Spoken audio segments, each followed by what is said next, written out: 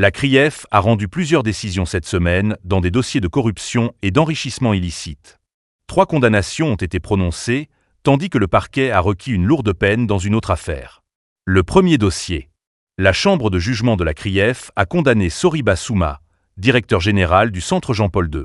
Il écope de 5 ans de prison et d'une amende de 50 millions de francs guinéens pour enrichissement illicite, corruption, faux et usage de faux. Son coprévenu, Ismaël Traoré, est condamné à 2 ans de prison, dont 16 mois avec sursis, et à une amende de 20 millions de francs guinéens. Les 2 hommes devront également verser plusieurs milliards de francs guinéens à l'État. La Cour a ordonné la confiscation de plusieurs biens de Soriba Souma, confiés à la Grasc. Autre décision.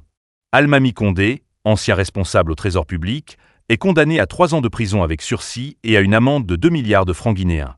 Reconnu coupable de corruption, d'enrichissement illicite et de blanchiment de capitaux, il devra aussi verser 10 milliards de francs guinéens à l'État.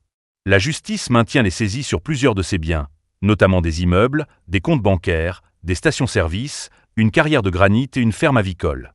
En appel, la Chambre des appels de la CRIEF a également revu le dossier de l'ancien Premier ministre Ibrahima Kassori Fofana.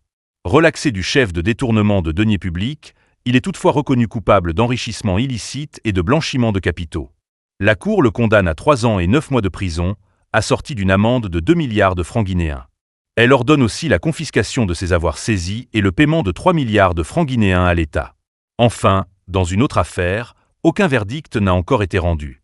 Le ministère public a requis 10 ans de prison et une amende de 20 milliards de francs guinéens contre Ibrahima Khalil Bayo, agent de la Direction générale des impôts. Le parquet l'accuse notamment de détournement de deniers publics, d'enrichissement illicite, de blanchiment de capitaux et de corruption. La défense demande sa relaxe, estimant que les accusations ne reposent sur aucune preuve suffisante. La décision de la CRIEF est attendue le 10 juillet prochain. En attendant, le prévenu reste détenu à la maison centrale.